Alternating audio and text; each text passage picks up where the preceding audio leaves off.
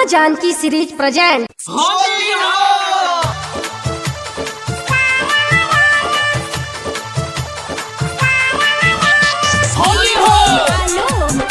presented by Katyani Films.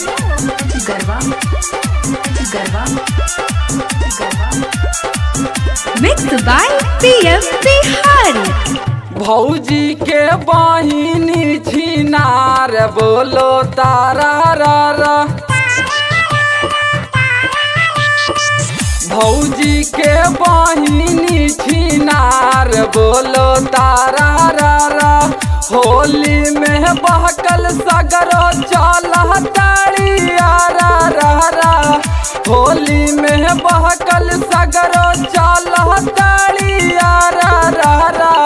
डालेंगे चोली के भीतर बोलो सारा रा।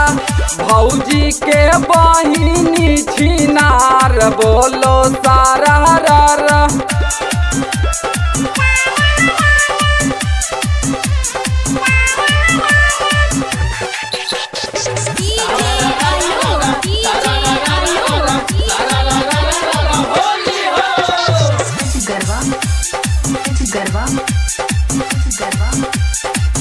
इनका खातिर रोज होता लइकन में बवाल रे।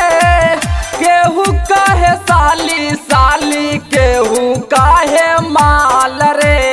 उई मैया के इनका खातिर रोज होता लइकन में बवाल रे। केहू कहे साली साली केहू कहे माल रे। सबसे डलबा बतिया गलिए में छारा रा। सबसे डलबा बतिया गलिए में छारा रा। भौजी के बहिनी छिनार बोलो सारा रा। भौजी के बहिनी छिनार बोलो सारा रा। Katyayani film digital recording studio Manpur गया।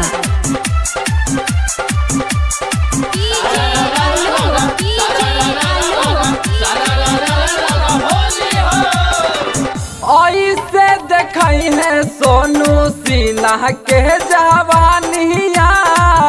दे दी है अजित लाला कहियो निशानिया।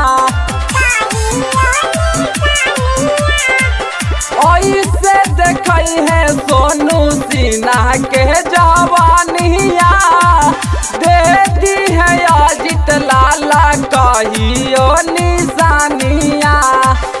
हरदी लहंगा चोली कहियो इनका चारा रा। हरदी लहंगा चोली कहियो इनका चारा रा। भौजी के बहिनी छिनार बोलो सारा रा। भौजी के बहिनी छिनार बोलो सारा रा। होली में बहकल सगरो चल ताड़िया रा। होली में बहकल सगरो चल ताड़िया रा। डालेंगे चोली के भीतर बोलो सारा रा।